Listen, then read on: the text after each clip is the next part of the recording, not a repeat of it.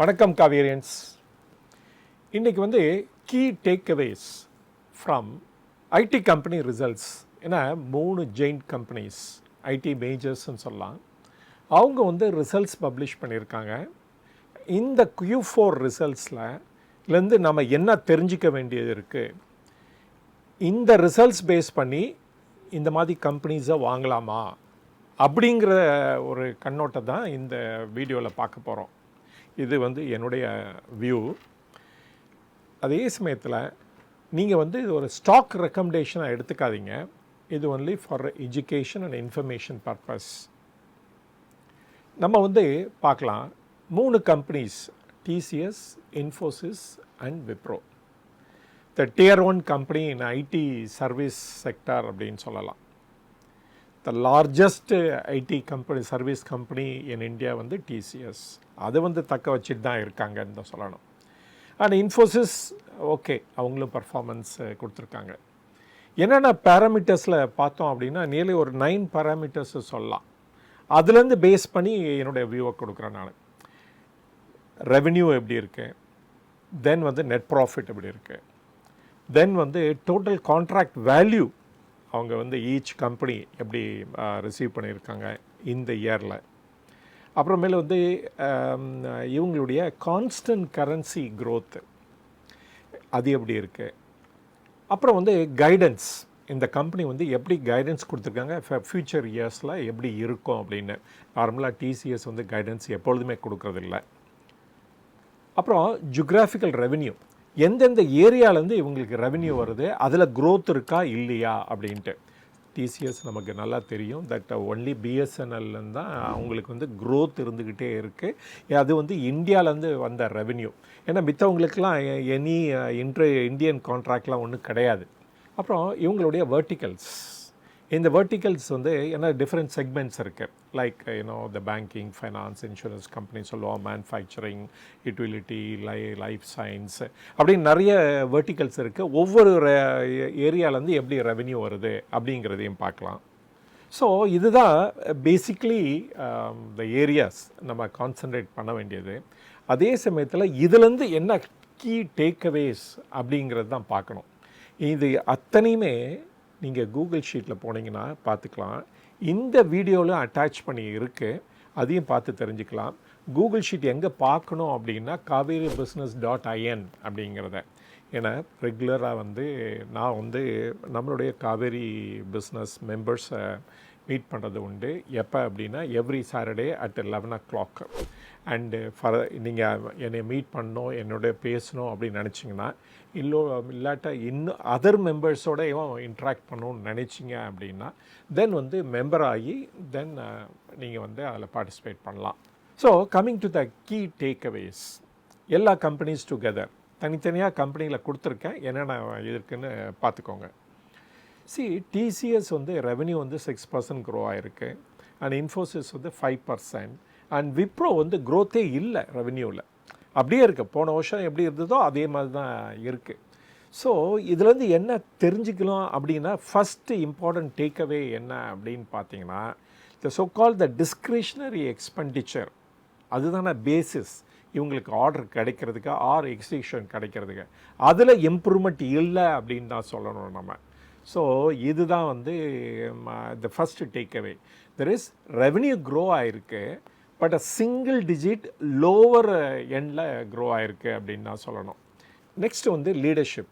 Of course இதில் வந்து சேலஞ்சே இல்லை, டிசிஎஸ் தான் நம்பர் 1 லீடர். அண்டு அவங்க தக்க வச்சுக்கிறாங்க அந்த பொசிஷனை. அவங்க வந்து பை லீப்ஸ் அண்ட் பவுன்ஸ் இன்னும் இருக்காங்க. டிசிஎஸோட ரெவென்யூ பார்த்திங்கன்னா 2.55 lakh crores அப்படின்னு சொல்லணும். மித்தவங்களாம் பார்த்திங்கன்னா ஃபார் பிஹைண்டில் இருக்காங்க அப்படின்னு தான் சொல்லணும் நம்ம. ஆனால் அமங் த 3 பார்த்திங்கன்னா விப்ரோ தான் மார்ஜினில் பெட்டராக பண்ணியிருக்காங்க. There is on the net profit மார்ஜினில் Q4 பெட்டராக பண்ணியிருக்காங்கன்னு சொல்லணும்.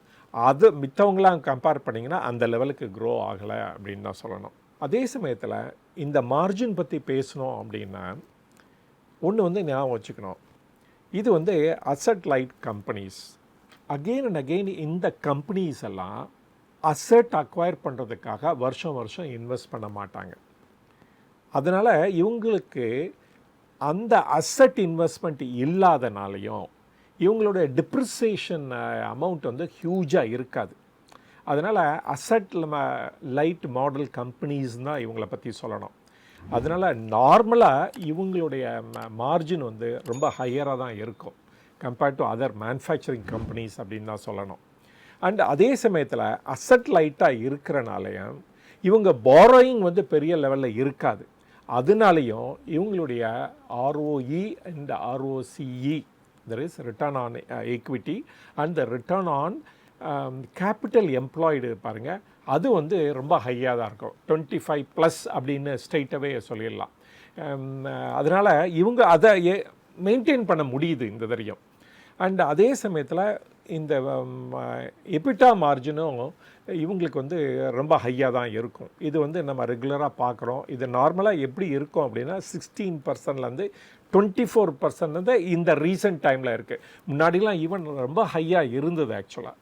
அப்புறமேலே அனதர் பாயிண்ட் பார்த்தீங்க அப்படின்னா இவங்களுடைய இந்த செக்மெண்ட்ஸ் நார்மலாக பார்த்திங்கன்னா இவங்களுடைய ஃபோக்கஸ் ஏரியா பார்த்திங்கன்னா banking, finance and insurance segment வந்து இவங்களுடைய பிகர் இது இருக்கும். ரெவென்யூ அங்கேருந்து தான் வந்துட்டுருக்கோம்.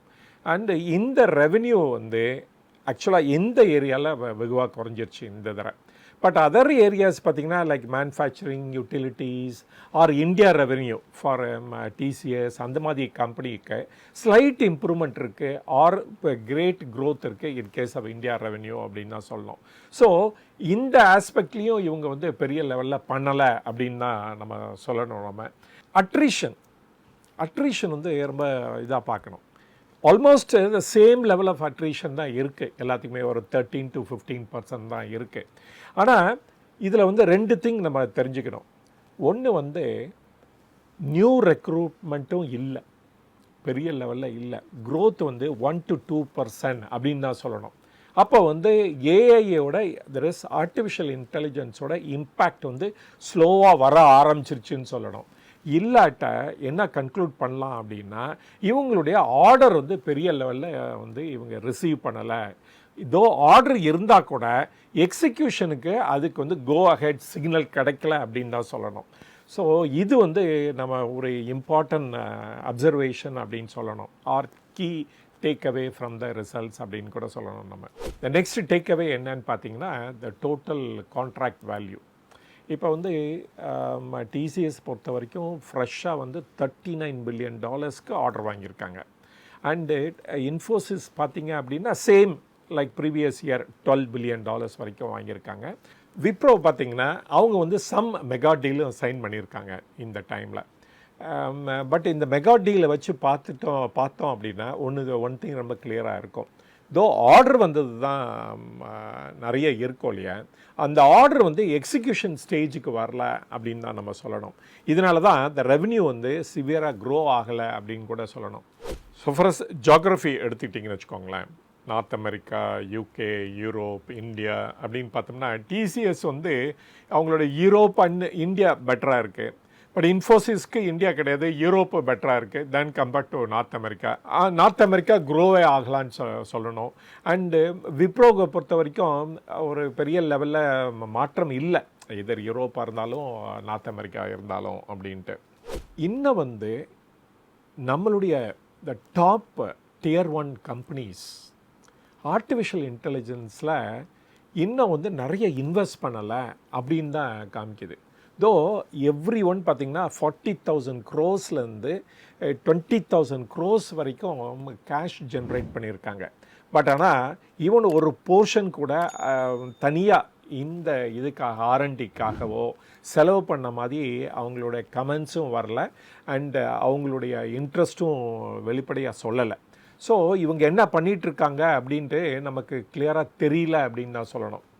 இதில் என்ன ஒரு இம்பார்ட்டன்ட் அப்சர்வேஷன் பண்ணோம் அப்படின்னா, இப்போ பாருங்கள், நம்ம ஐடி சர்வீஸ் கம்பெனியில் இருக்கோம். இந்த ஐடி சர்வீஸ் கம்பெனிலேருந்து அடுத்த ஸ்டெப்பு மேலே போகிறது என்ன அப்படின்னு பார்த்தீங்கன்னா, ஸோ இண்டிபெண்ட் பிளாட்ஃபார்ம் க்ரியேட் பண்ணுறது லைக் டிக்டாக் மாதிரியோ இல்லாட்ட ஃபேஸ்புக் மாதிரியோ இல்லாட்டா வாட்ஸ்அப் மாதிரியோ ஒன்று க்ரியேட் பண்ணுறது. அது யாரும் அவங்க க்ரியேட் பண்ணல. இல்லாட்டா அதுக்கும் மேலே ஒரு ஸ்டெப்பு போகணும் அப்படின்னா என்ன ஃபோக்கஸ் பண்ணோம் அப்படின்னா ஆர்டிஃபிஷியல் இன்டெலிஜென்ஸ். அது எதுவும் நம்ம பண்ண மாதிரி இது வரைக்கும் தெரியல. ஆனால் நம்ம என்ன பண்ணியிருக்கோம், இந்த ஐடி சர்வீஸ்லேருந்து ஒரு டிமோஷன் அதுக்கு ஒரு படி குறைச்சி இப்போ ஆப்ரேட் பண்ணிகிட்ருக்கோம். அது என்ன அப்படின்னு பார்த்தீங்கன்னா, உங்களுக்கெல்லாம் தெரிஞ்சது தான் ஜிசிசி, குளோபல் கேப்பபிலிட்டி சென்டர் அப்படின்னு. One step down. There is service இண்டஸ்ட்ரிக்கு மேலே போகிறதுக்கு பதிலாக நம்ம இப்போ என்ன பண்ணியிருக்கோம், சர்வீஸ் இண்டஸ்ட்ரிக்கு ஒரு ஸ்டெப் குறைச்சி இப்போ ஃபோக்கஸ் பண்ணிகிட்ருக்கோம். There is global capability centres. அது வந்து பாப்புலர் ஆகிட்டுருக்கு. அது வந்து லார்ஜ் எம்ப்ளாய்மெண்ட் க்ரியேட் பண்ண போகுது அப்படின்ட்டு நம்ம நிறைய நியூஸ் நம்ம பார்த்துட்ருக்கோம். இது வந்து ரைட் டைரக்ஷனா அப்படிங்கிறது தான் பார்க்குறோம் நம்ம. இது வந்து ஒன் ஸ்டெப் டவுன். எப்படி வந்து இ-காமர்ஸ் வந்து ஒரு step down, there is quick commerce create பண்ணுறாங்களோ, அதே மாதிரி ஐடி சர்வீஸ் வந்து ஒரு step down, there is global capability centre create பண்ணிகிட்ருக்கோம். இதனால் எந்த பெருமையும் இந்தியாவுக்கு வரப்போகிறதில்ல. எந்த ஃப்யூச்சர், எந்த கிரேட் ஃப்யூச்சரும் இந்தியாவுக்கு கிடைக்க போகிறதில்ல இதிலேருந்து அப்படிங்கிறது தான் இம்பார்ட்டண்ட் டேக்அவே அப்படின்னு சொல்லணும். இதில் என்ன ஒன் மோர் திங் என்ன தெரிஞ்சுக்கணும் அப்படின்னா, இந்த கைடன்ஸ்லேயும் அதர்வைஸ் இந்த எம்ப்ளாயி ஸ்ட்ரெங்க்லேருந்து ஒன்று கிளியராக தெரியுது. என்ன அப்படின்னா, 1.5 மில்லியன் இன்ஜினியரிங் கிராஜுவேட்ஸ்க்கு வந்து அவங்களோட லைஃப் இஸ் டூம்ட் அப்படின்னு தான் சொல்லணும். ஏன்னா இந்த மாதிரி ஐடி கம்பெனிஸ் தான் நிறைய ஜாப் ப்ரொவைட் பண்ணிகிட்ருக்காங்க. அவங்கெல்லாம் வந்து இந்த மாதிரி கம்பெனியை நம்பிட்டு இருந்தாங்கன்னா அவங்களுக்கு ஜாபே கிடைக்காது. அவங்களுடைய ஸ்கில்லை வந்து டிஃப்ரெண்ட் ஏரியாவுக்கு எடுத்துகிட்டு போகணும். லைக் ஆர்டிஃபிஷியல் இன்டெலிஜென்ஸு இல்லாட்டா அதர் ஏரியாவுக்கு எடுத்துகிட்டு போனால் தான் அவங்களுக்கு வந்து ஜாபு வந்து கிடைக்கும் இன் ஃப்யூச்சர் அப்படிங்கிறதும் இந்த கீ டேக்அவேஸாக நான் நினைக்கிறேன். இதுதான் என்னோடய ஒப்பீனியன் அபவுட் ஐடி கம்பெனிஸு. இந்த 3 கம்பெனிஸ்லேருந்து என்ன நான் டேக்அவே எடுத்திருக்கேன் அப்படின்ட்டு. இதனால் இந்த ஷேர்ஸ்லாம் வாங்கலாமா அப்படின்னு பார்த்தீங்க அப்படின்னா, நான் வாங்க போகிறதில்ல. நான் இருந்ததெல்லாம் ஏற்கனவே விற்றுட்டேன். சம்மேர் அரவுண்டு டிசம்பர்லேயே நான் எக்ஸிட் ஆகிட்டேன். அத்தனை கம்பெனிஸ் நியர்லி அபவுட் 10% டோட்டலாக வச்சுருந்தேன். அத்தனை ஐடி கம்பெனிஸ்லேருந்து வெளியே வந்துட்டேன் நான். எனியோ இது வந்து not a stock recommendation. Again வந்து it is only information education பர்பஸுக்காக தான் இந்த வீடியோ போட்டது அப்படின்னு சொல்லலாம். இது வரைக்கும் இந்த வீடியோ பார்த்ததுக்கு ரொம்ப நன்றி. இந்த வீடியோ உங்களுக்கு பிடிச்சிருந்தா லைக் பண்ணுங்கள், ஷேர் பண்ணுங்கள். சப்ஸ்கிரைப் பண்ணாமல் பார்த்துட்டு இருந்தீங்கன்னா சப்ஸ்கிரைபும் பண்ணுங்கள். இதோட இந்த வீடியோட கடைசிக்கு வந்துட்டேன். See you soon. வணக்கம்.